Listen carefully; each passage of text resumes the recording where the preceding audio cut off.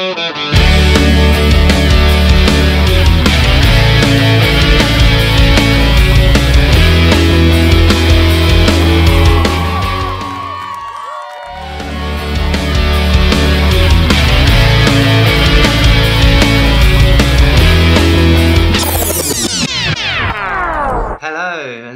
you for checking out the very first episode of Promote the Hell Out of It. I am Ms. Trujillo, and I will be chatting on a weekly basis, hopefully, to interesting people about the interesting stuff they're getting up to.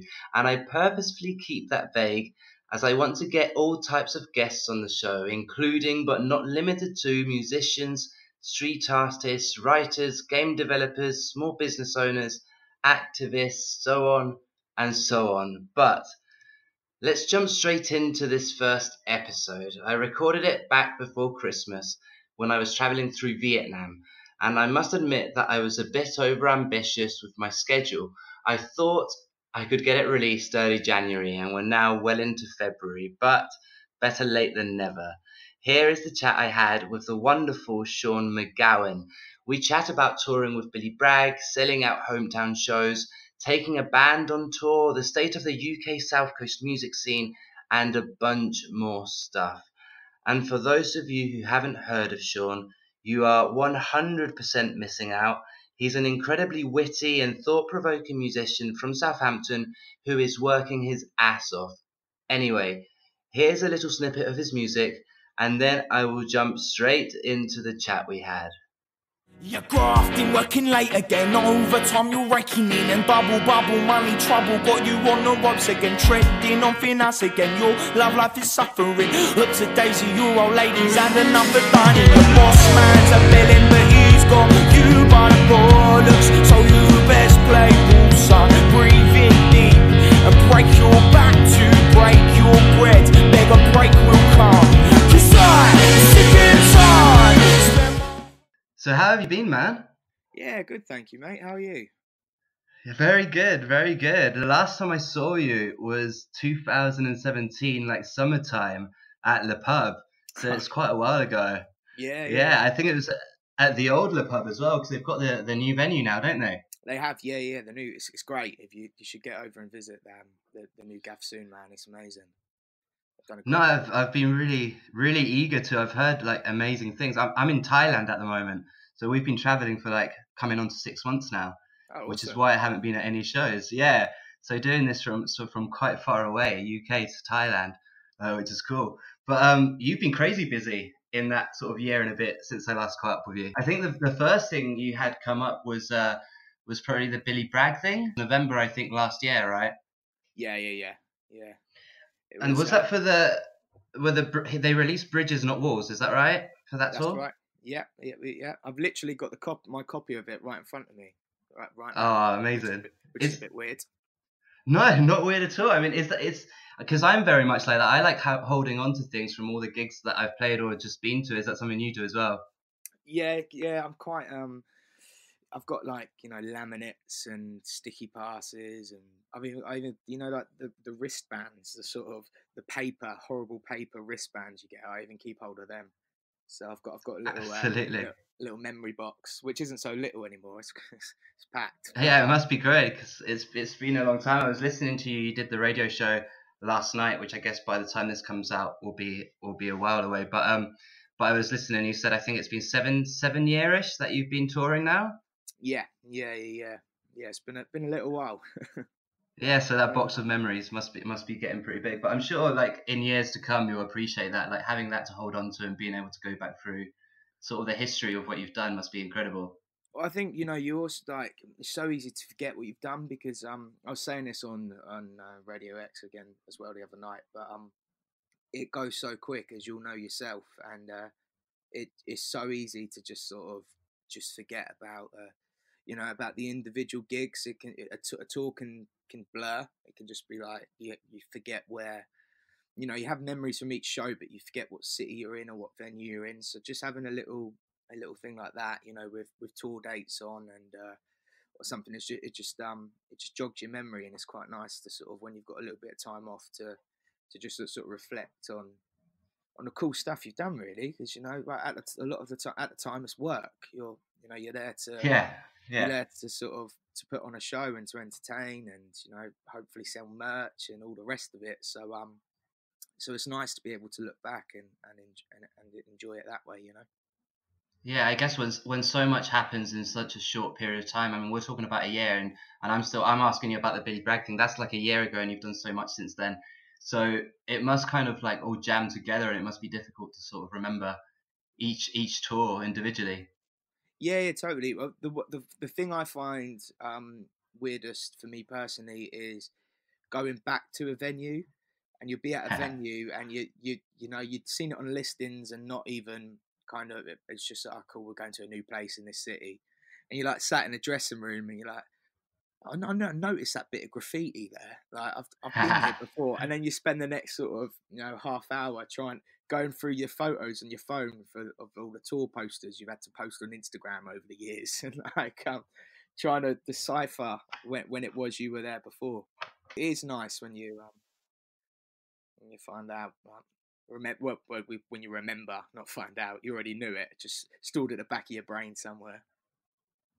Well, that's the thing, that the brain's strange. I mean, the amount of times that people ask about a venue in somewhere that I know I've definitely played, and I've got to go back through posters or back through sort of tickets Yeah, to try and find out what venue that was, because you can't remember for the life of you. yeah, Um, so I wanted to ask a bit about the Billy Bragg one, because yeah, obviously they're such an influential person, and I know that when he released Bridges Not Walls at the time he went on tour, I mean, and he always has this with his songs, but the reception he got is, as always, quite mixed, because everyone wants to talk about yeah. politics.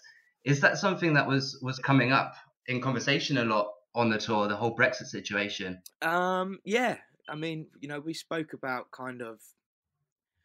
everything. He's just a great human being, and whilst a lot of the chat was sort of he'd have like have sort of hand on my shoulder, being like, "It's all right, mate. This is going to happen in your career, and this is going to happen musically, and this is going to happen in your personal life, and this is how you deal with all the above."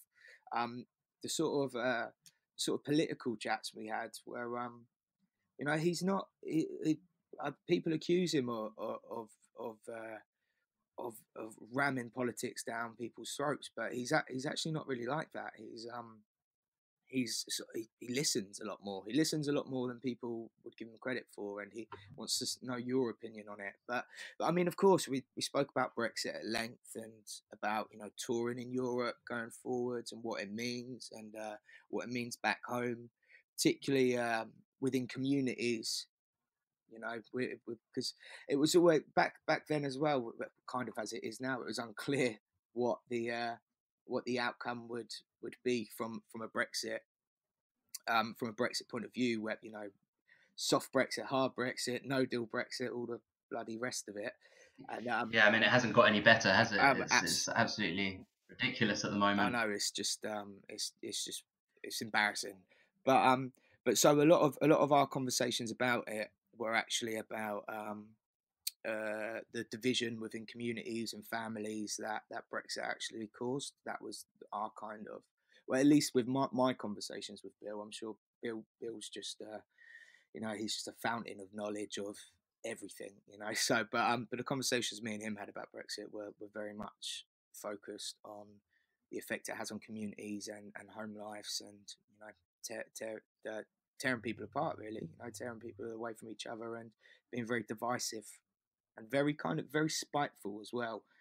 You know, that's one of the things I've noticed. No, yeah, it's a horrible situation we're in at the moment, and it's affecting so many people. And I think it's really good to see people like Billy Bragg sort of talking about it. And I know that obviously his music kind of gets labeled as folk music, but what he's done for punk music and how punk his attitude is towards it, I think is amazing. I was expecting, when the Brexit situation happened, to hear a big focus in the punk community, specific lyrically, Yeah, about what was going on, because that, to me, growing up, was what punk was. I mean, you mentioned that he doesn't shove it down people's throats, but it's a conversation that's going around a lot at the moment. You don't really need to shove it down people's throats if you're writing good songs that kind of talk about the subject, and that's exactly what I think he does. yeah, that's very true.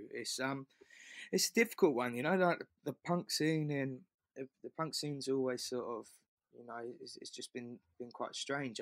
I've never really felt particularly accepted by the punk scene, which is, you know, fine. I've got a lot of friends in the punk scene, people who are my pals, but musically, I don't really feel a part of that scene, which is fine. It's not an issue, but that being said, it's kind of like you were saying, you would expect um, some sort of retaliation, I guess, or reaction to the current state of politics. But a lot of people are apathetic, and a lot of people are, you know, a lot of those punk bands are on sort of, you know, in compromising positions where they can only say so much because of, you know, whatever their fan base may be or whatever their label may allow them to do and all the rest of it. Whereas there's sort of someone like me, I guess I can just do what I want whenever I want, and like, No, and that's beautiful. Yeah, that's beautiful. That's different. and I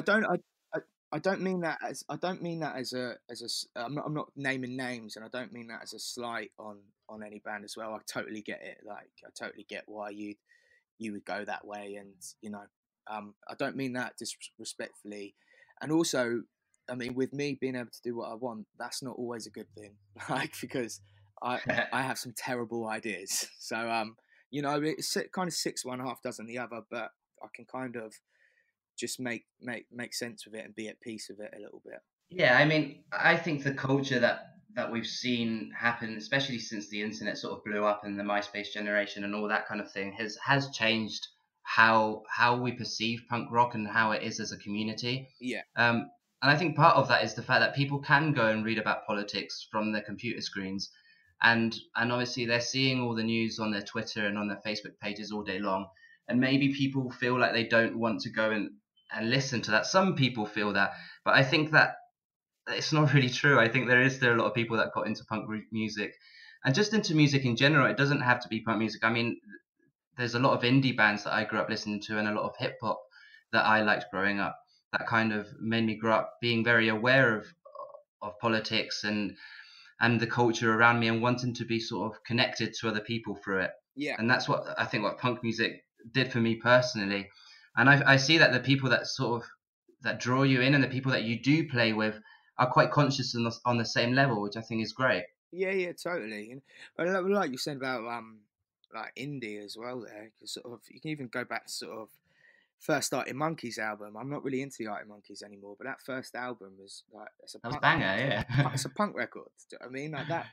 Yeah. And the thing is, like with grime artists now, like grime artists are more punk than punk artists, and that's just a fact. Like that's just true. That is just totally true. Like, think of like like an artist like Jest or someone like that, a rapper like Jest. That he is more punk than any person I know in a punk band. That is Well, a just the fact. simple fact that a lot of people in the hip hop community have got so much more to say than the average person in a punk band say. Like Yeah, they've experienced so much more and they've seen the world from a completely different perspective. yeah, yeah, And I think that hip hop sort of really brings that out. But obviously, you also toured just recently with the Levelers, who are another band that are monumental. And I think in this thing that we're talking about as well, because they've been quite sort of open about their political stance as well. So how was that as a tour? Because that was a lot of dates split over three different tours almost, wasn't it? yeah. I mean, that was just amazing. Like Europe, I did it solo, so I was traveling with them on their tour bus. So it was my first ever time on a bus, which was it was took a little bit of getting used to, but they were great people. They were very welcoming, and they you know, they were the whole band and crew were looking out for me, and went sort of above and beyond the call of duty really to make sure I was all right.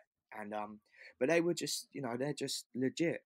They are that I've sort of even I was romanticizing about the tour when I was on the tour, which, like, much like the Billy Bragg tour, you know, that doesn't happen often. In fact, I'd argue, I'd probably say it's only ever happened twice, and that was Billy Bragg and the Levelers, the old school dudes who are just what they say. They are legit, you know, like fully legit, and sort of we'd get out of a venue at sort of whatever it be one, or bus call would be one or two or whatever, and we'd sit up for an hour, with a couple of them, have drink some red wine, and sit in the lounge on the bus. And I'd just 9 times out of 10, I wouldn't say a single word for an hour. I'd just be sat there listening, just like absorbing, you know. And but no, it was absolutely amazing. Like we've got to go to you know, Norway and Denmark and Prague, and you know, like, you know, it's just amazing. Like, Sweden was brilliant, Malmo was great, you know, like all these places where you know, the only reason I'd know about these places was from doing a football sticker book and reading where the Premier League footballers were from. Do you know what I mean? Yeah.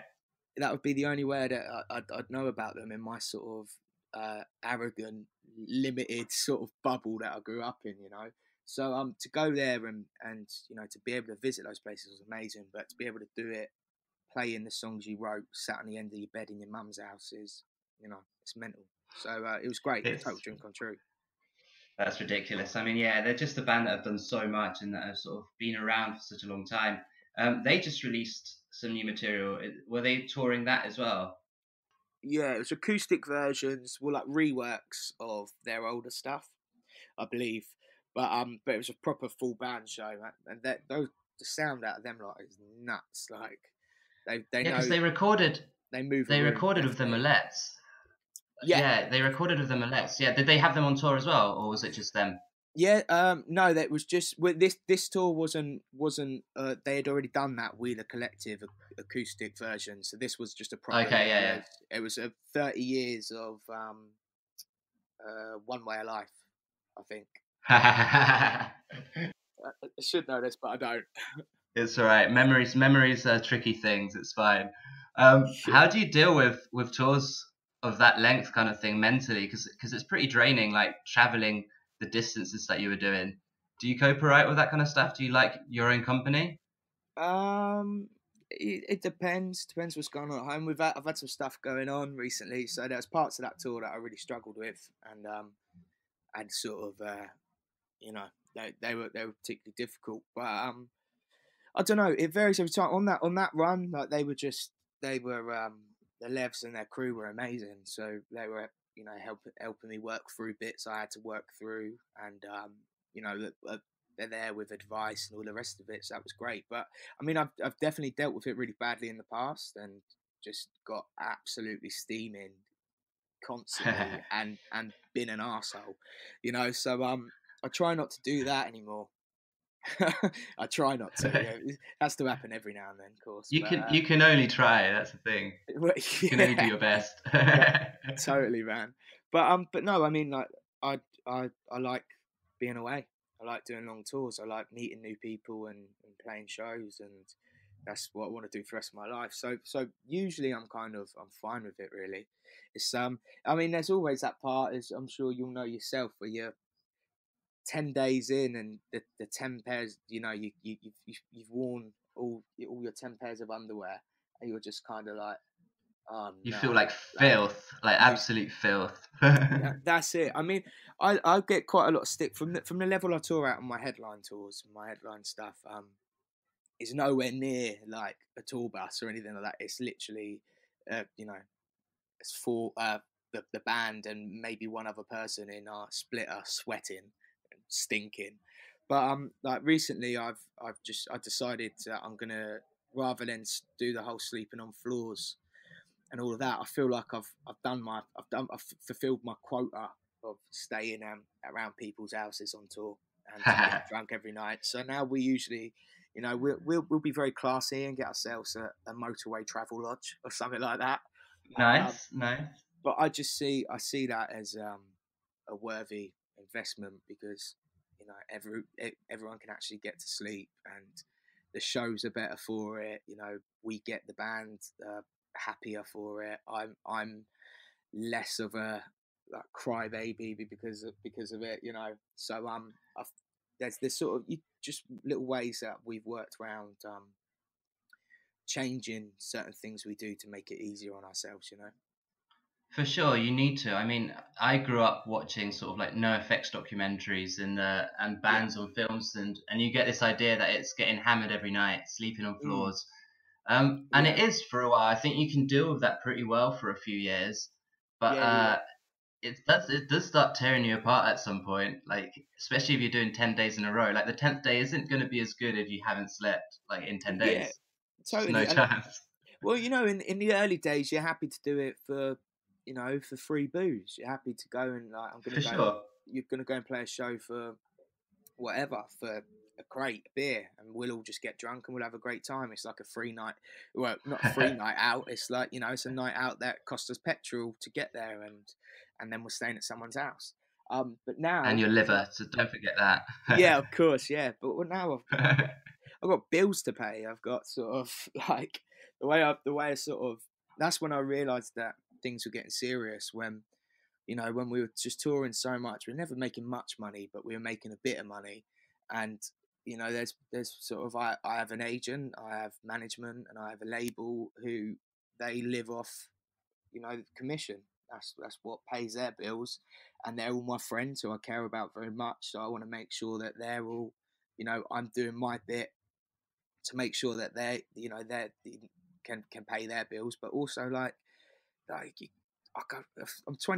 26 in February, which everyone always just goes like, oh my god, you're so young. I was just like, yeah, I get that, but most people I know in music are either have a well-paid full-time job, not necessarily well-paid, but like a full-time job and tour when they can, or are big enough to live off it. And I kind of feel like I'm in the middle zone. So I'm just like, well, both of you, like, I'm not arguing with anyone or saying anything, but like both of you can actually afford to live. But like, I'm just at that weird in between stage where I can't afford to live because I'm not working, but I am touring. I'm touring so much I can't work, but I'm not earning enough money from touring to pay bills. So there's also that comes in where it's like, you're sort of laying the foundations for your future. Because I'm thinking like now, like if I go and play in Manchester and get ridiculously drunk and play a terrible show, and the 200 people that are there go, oh, do you know what? I don't want to go and pay money to go and see that again.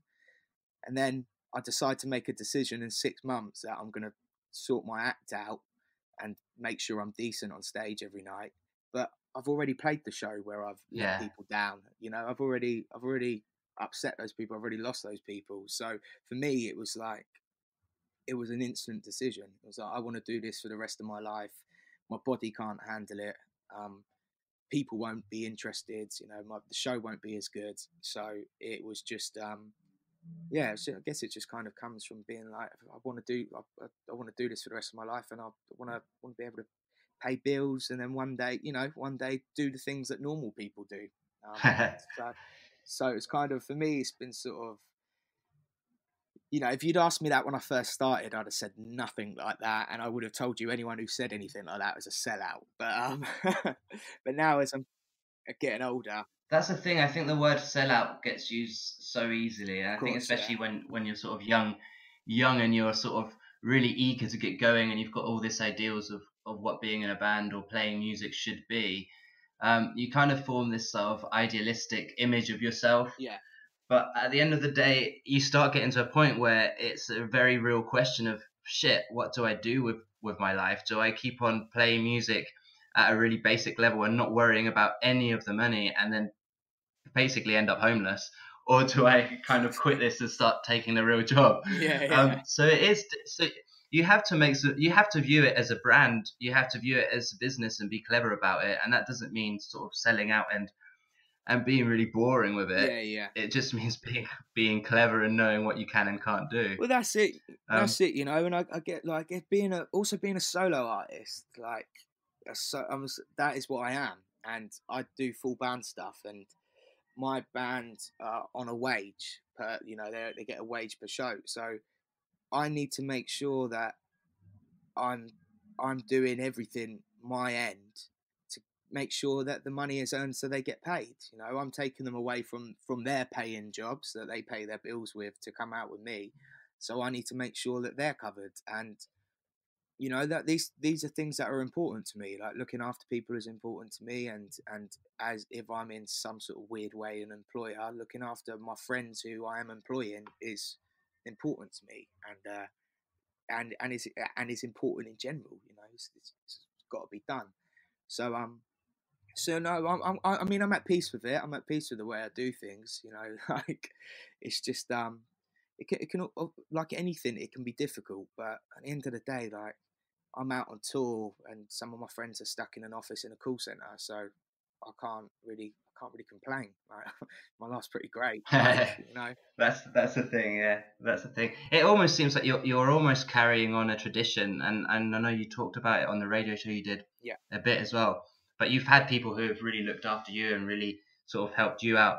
And I know that Frank Turner, for example, you did the Roundhouse show with him yeah, this year, yeah. which is obviously a huge show. But that's not something that's new. Like you've done things with Frank Turner, like raising money for joiners from like 2012, was it? So like years ago, God knows, yeah, and you've like somewhere. yeah, you've done like Frank Turner covers, and obviously you've had some Duckworth from Get Cape Work Cape Fly Yeah. help you out a lot, who's another great artist. So do you think it's important for this tradition to carry on of sort of really looking out for each other and viewing it as something that we do need to help each other out and make sure that people are sort of progressing as opposed to kind of being in competition? Yeah, I think it's crucial. I think it's the only way. Um, as far my limited sort of knowledge and experience of it, it's the only way it works. And the only way I plan on doing things. But you know, and it's nice, and it is just a nice thing to do. Like, you know, I sort of, I, I feel like touring with doing the tours I've done and doing the shows I've done.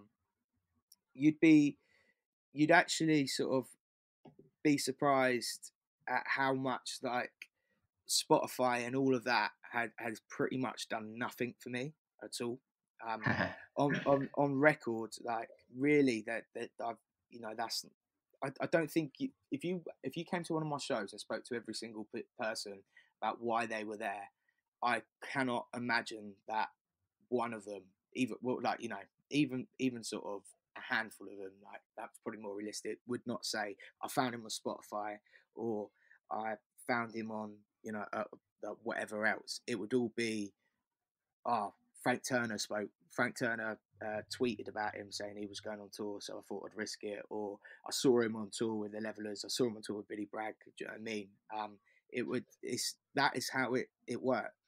Like in this sort of And game, that is it works through that's live. the traditional way Yeah, as well. totally. I think that's how bands used to do it. Like, Yeah, and we go back to a point even when recordings were absolute shite and they sounded like crap, and people still got into those bands because yeah, word of mouth said that they were amazing live, yeah, or yeah, yeah. someone said that they'd caught them and they were really good. So I think that yeah, it's something that is really important, and I think it's got a lot more value really than someone saying that, oh, I saw you in a mix in on Spotify or whatever. Yeah, Like, I yeah. think it's really valuable. Yeah. Well, that's it. You know, for me, it's been crucial. Like, I always think like when you when I feel like kind of think back over the last couple of years and you know what's been like the sort of milestones and like all of the really important stuff that has actually sort of changed my like career and grown it is the live stuff. It is that it is without a doubt it is the shows, and that's quite a nice feeling because you know that you're like it would be your friend has given you that opportunity and you've taken that opportunity and you've done a good job of it, therefore you've grown your career. And there's something really really lovely about that, like whether it be Frank or Sam, as you mentioned, Billy, Levelers, whoever, you know, it's be like, here you go mate, we think you're all right, this is, come have our stage, do your worst. Like Yeah, that's go amazing. on out there, and that's, and it's just there's something. I mean, maybe it's just me being an emo and over romanticizing it, but there's just something quite nice about that, and it doesn't always have to be new, like DIY or die or like all super music industry. Sometimes it can just be people being sound and people hopefully be, you know, being good and helping each other out. And there's something quite special about that. Absolutely, yeah. I think I'm not sure if, and obviously different parts of the country this happens differently, but I know being like near Southampton where you were, there was a very good community for a long time of people sort of supporting gigs, and there was a lot of gigs going on. I grew up in Bournemouth, Yeah, and I was in Southampton or Portsmouth or Bournemouth pretty much every week yeah, at a different show. And there seems to be a while where there was so much going on music wise. And if you weren't at the Wedgwood Room, you were at Joiners or at Avondale or even at the BIC for a while in Bournemouth. And there was just so many good shows happening.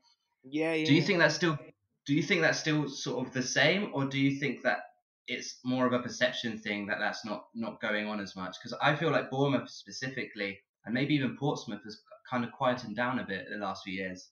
Um, I think I don't know. It's a weird one that I mean, because obviously I work in the joiners, so um, and I see the work that goes on by people like Ricky Bates and Ian Binnington at Wedge, and they're working really hard. I think it people just don't go to shows like they used to. So when you had, like we were saying, like I mentioned earlier, Arctic Monkeys, like when you had them, the Fratellis, and that whole indie scene breaking through at the same time, running parallel, you had a punk scene really thriving at those early sort of 2000s, like a lot of ska.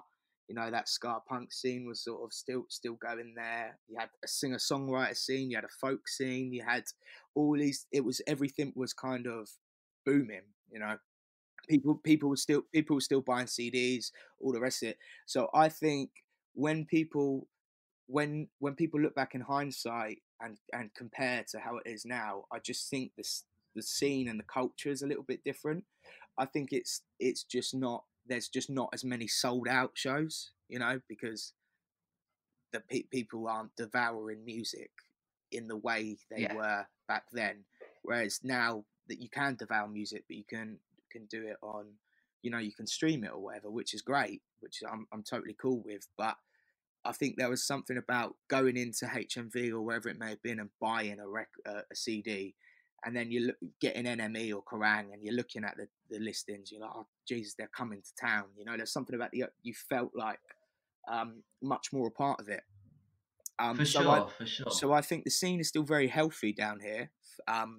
All things considered, I just don't think anything is as big as it was. You know, back to when we're thinking about, you know, the period of sort of early 2000s, mid 2000s, up to probably, you know, 2029, 2009, 2010, I guess. But I mean, it's definitely still healthy. Like Southampton's great. We've got Creeper, who are amazing. You know, band called Cassava, who are good friends of mine. They're doing great things, and you know, the scene's still very much alive. And but it's just tough. It's tough. You know, it's culturally it's difficult. You know, we're getting people out of their front rooms can be difficult, especially when no one's got any money. You know. Yeah, I think that people like you say, the culture's changed, and I think that the physical element of going to places like HMV. I mean, I used to go every week and spend the £30 I used to get for EMA money on Yeah, yeah, CDs, and I'd get bollocked by my parents because they'd absolutely hate it, and they were really religious. So I'd even have to hide the CDs under my bed so they wouldn't know what CDs I was listening to and stuff. But yeah, it was religious. Every week I'd go and you'd pick these yeah, CDs up, you'd be reading the lyrics. So then when you heard that they were playing a show, there was a sense of a real sense of urgency about it. You wanted to be there. You didn't want to miss it. yeah, Um, and it is different. But like you say, Southampton's got an amazing scene, and that's like my perception was that Bournemouth specifically is quieting down a bit. I hadn't heard much from Portsmouth, although I haven't been to Portsmouth in a while. But Southampton, I mean, Ricky Bates does an incredible job with yeah. Joiners Rick's great. Well, you know, and like just with with all the shows he puts on, really. well, I mean, like specifically to shout out individual people as well. Like Don Patience in Bournemouth is fantastic. Yeah, Dom's We're great. we're on tour doing a full band tour next year, and we're doing the Anvil. I think that's like halfway sold. That'll probably sell out fairly soon, and he's been absolutely fantastic on that. Ian Binnington, I think it's a company called PVC, I think it is something like that. But he's fantastic. Does the Wedge, but he also does, you know, a lot of bigger stuff, a lot of bigger shows, kind of all over the south. So there are these people who are still very much they're good people doing good things for the right reasons. It's And that's what just we need, really. Yeah, that's what we yeah, need. totally. It's just tough, you know. It's just really really tough. Like there's it's hard. It's hard to for like I was saying, to get people out. You know, it's just Yeah, difficult. and I mean, there was And also the whole thing with live venues. I mean, so many of live venues course, started closing down, and the economy went haywire. I mean, I've known the Anvil as like three different bar names. I was in Bournemouth when it was called iBar originally, yeah, and then yeah, it yeah. changed to something else. But yeah, there's so much going on that makes it difficult. But it is those Absolutely. promoters that keep it alive, and the bands. It's that communication and sort of the band and promoters being on the same page and wanting to make stuff happen and the shows be good that really changes and can change the culture in towns really quickly, I think. Yeah, yeah, totally. You know, and it's it's just there's a lot of difficulties facing venues like just like stuff like business rates, as well as the noise complaints and stuff like that. It is just incredibly difficult to run an independent music venue, um, because your overheads are so much, and the punters clientele is dwindling a little bit. So it is just really really difficult. But that's sort of like, that's unfortunately, like, it's heartbreaking as it is, that is the way it is. Like Le Pub is a great example of working, finding different ways to keep yourself alive and afloat, and keep that hub of culture within a city. Like them doing, they do food there. They host sort of workshops there, and people can come and do. They have like, it's just so much community based stuff going on that Yeah, and the everyone staff know. there is amazing as well. That's The, like so their staff, ethically minded, and yeah, yeah, totally. They're ethically spot on. The staff are brilliant. Sam Dab is one of my best friends. She's yeah, absolutely amazing human being. She is. She's just fantastic, and but like you really just see it, and with what they've managed to do is, whilst they're kind of predominantly a music venue, they also offer X, Y, and Z as well. So if you're, and then by doing that, by getting people in the venue, that's how the music playing over the jukebox or whatever. That's how you kind of, and that's how you sustain a bit a music venue and a business like that in this day and age. And they're kind of pioneers for it, really. They're community owned. They're fantastic, and I can't really compliment them enough, because I love the bones of that place. But yeah, no, it's so difficult at the moment, and I really do feel for venue owners, and but I feel like, well, not always the owners. Usually it's the people who've got the leases, or who are Yeah, actually who are running it. I feel less sympathetic for the people who own the building and are yeah, just charging taking the money. Yeah, excruciating rent. Yeah, yeah, I don't feel very sympathetic for no, that, to be honest definitely with you. not. But yeah, I feel sympathetic for the right people doing the right things for the right reasons. Yeah, for sure, for sure. And talking about things doing well and good people doing good things, you've sold out the Joiner show in a few days, which is absolutely amazing. So Yeah, talking yeah, about there being a good scene in Southampton, I mean, that's how does that feel? Because obviously that's your hometown. It must be a really good feeling to have accomplished that. yeah. Well, it's actually the 1865. We've Oh, done the joint. sorry. We've done it.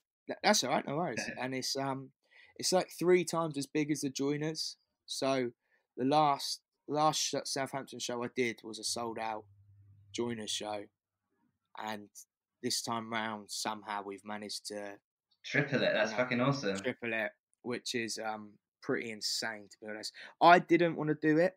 I will openly admit that, and it was Ricky Bates, my management and my agent, that convinced me we could do it, and I was just sort of like, I don't know, when your home city's your stronghold. Do you know what I mean? I was just like, Yeah, guys, I really don't want to do a show here, have it half full, and just feel like my one security that I had, like, in my touring career, just be kind of sucked away from me. And everyone was just basically saying, it's just like, no, you'll be fine, you'll do it. Like, we're confident. And I was just like, Jesus, like, it's big. It's big. I don't know. And anyway, they talked me around. We did it and we sold it out. And like I was saying, that you saying you listened to the Radio X show the other night. I've got all my friends there. I've employed all my mates to work to do like someone's going to be, I don't know, that's the most ridiculous job role. Someone's on a wage for just like, I don't know, like tea making or something. You know, That's it's a like, perfectly acceptable job. yeah, You need a good cup of tea. it's ridiculous. I was just like, do you know what? If I might never ever get to do this again. So this is a big show for me. It's a milestone. I want all my friends there, and I want, them all to be working and be part of it, and getting a little bit of money for it as well. And it's just a really, really sort of, it's just quite amazing. And yeah, I just can't wait. It's sort of like I've just been this. The trouble is when you do a bigger show like this, like the one thing I've noticed is like the money kind of side of things doesn't really improve that much, but the workload does. Yeah. So like in my head, I was just like, oh, I can just share this workload and just get someone to like tour manage or like Hell no. run the show, and I was like, I'll just be able to get them to deal with that stuff, so I can deal with this stuff or whatever. But no, it doesn't work like that. So what's actually happened is just like, it's just been so much work. Like I can imagine, yeah. Frying my brain really. But I think that's going to make it all the sweeter, when we do the show, and knowing that like that I did put all that work in, and we have done something that is quite amazing for us, and it's going to be sweet. So it's just stuff like backdrops. I had no idea how much a backdrop cost, because you have to get them. They have to be fire resistant. They can't, and they've got to be because all of these health and certain safety and stuff, yeah. Yeah. So I was like, I mean, I won't say how much it was, but it was a lot. It was a lot of money. And then it was just like, how big do you want it? I was like, I don't know how big. Well, obviously you want it as big as possible, but then that costs more. Yeah, well, that's it. And then you're thinking like, I've got to use it for tour next year, and I only play big shows in Southampton, like, so yeah, no, but it's been good. It's been I've been learning a lot and arguing a lot. What do you mean I can't have 5 million likes on the stage? Why not? Like, No explosions. that's it. No pyro, no party. Like, but yeah, you've been given a promotion, but you've got to keep your old job as well. You've basically you've got to sort of loads more out. You've got to do the same job as before, and then there's no pay rise, but you'll love it. Yeah. It's going to be absolutely amazing. So Yeah, it's weird. I don't know why. I think I don't know why I'm talking about money so much. I think it's because Christmas is coming up and I've got none of it, and I'm just really worried about how I'm going to sort of like get something for my family. But yeah, no. So, but it's just it's incredible, and I've got Sam Duckworth Get Cakes on the bill, and my friends in Cassava, and it's great to just be able to be in a position where it's just like, get your mates along, and come hang out, come play a show. Let's go and get drunk afterwards, and just have that sort of share that moment with your friends. Is friends and family is quite special. for sure. And I know you were saying you were worried at the start, but I'm glad that it's happened, and I'm glad that it's sold out, because the album you released this year was absolutely amazing, dude. It's such a good album. Thank you. Son of the Smith. For anyone listening, you've got to check it out. And it's an album I relate to a lot, which is kind of strange because obviously there are a lot of phrases and things that relate to being quite British, and I'm not British, but yeah. But I can still relate to it a lot, because sort of growing up with, like, my dad was a cabinet maker, so even the title "Son of a Smith" kind of reminds me of my dad. Although "Son of a Smith" sounds a lot cooler, because I feel like the whole cabinet maker thing got ruined by Jesus and the Bible and all of that. No one wants to be the son of a cabinet maker anymore. But yeah, it's an incredible album. Everyone should go check it out. And you've also, just to plug all your stuff before we wrap things up, you've got a tour coming up in February, right? Which is a full band tour. It is, yeah. Cool. We're full band UK tour, heading pretty much everywhere. I think it's 21 dates, which which is a bit daunting, but it'll be all right. It'll be all right. For And, sure. no, You're starting down south, going all the way up to Scotland, Edinburgh, yeah, and then coming back yeah, down south. Edinburgh and Glasgow. You know, as far west as like Cardiff, doing Bristol. We're doing everywhere, man. London, Brighton, St Albans, Nottingham, Birmingham, everywhere. Doing everywhere. Excellent. It's Well, gonna be good. enjoy that. I'm sure it's going to be amazing. Unfortunately, I'm not sure. I might be back in the UK for that. We're hoping to arrive February, March back in the UK. So if I am, Yeah, I yeah. will definitely be at a show. But for Yeah, man, anyone let me know. listening, get tickets. Don't miss out because it's going to be a good one.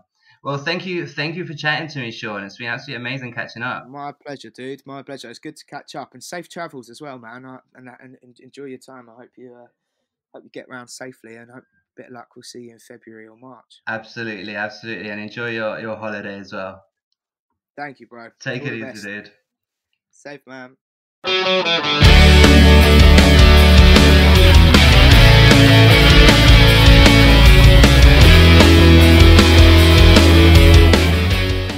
I hope you all enjoyed listening to that. I certainly enjoyed talking to Sean. Please make sure to give him a follow. All his links are below. Go watch him at a show, and please give the podcast a follow too. It would mean the world.